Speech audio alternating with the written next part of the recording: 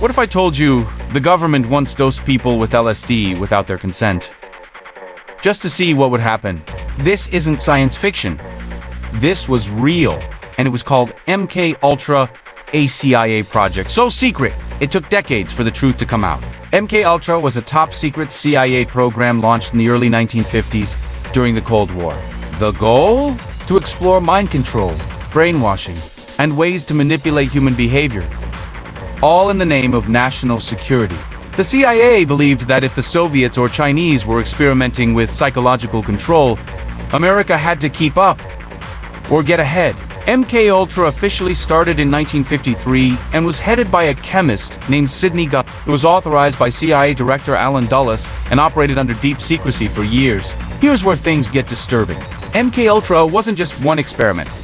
It was hundreds. The CIA funded over 80 institutions, including universities, prisons, and hospitals, often without them even knowing.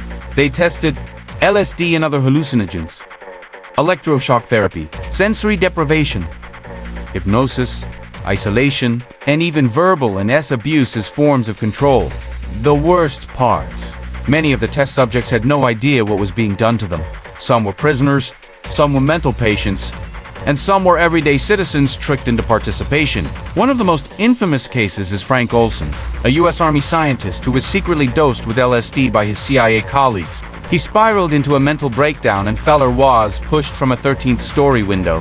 His death was ruled but decades later, his family suspected foul play. There are also rumors, still unconfirmed, that MKUltra had ties to high-profile assassinations, cults like the Manson family, and even early experiments that inspired stories like the Manchurian Candidate. In 1973, as Watergate rocked the U.S., CIA Director Richard Helms ordered all MKUltra files destroyed. But some documents survived. In 1975, a commission led by Senator Frank Church exposed the program to the public. Horrified, Americans learned their own government had violated human rights on a massive scale in secret. MKUltra changed the way Americans viewed the government forever. It fueled decades of distrust, conspiracy theories, and public outrage. It also led to stricter oversight of intelligence agencies and research ethics. But many believe similar programs could still exist today, under different names. Even pop culture couldn't ignore it. MKUltra inspired stories like Stranger Things, remember Eleven's mom?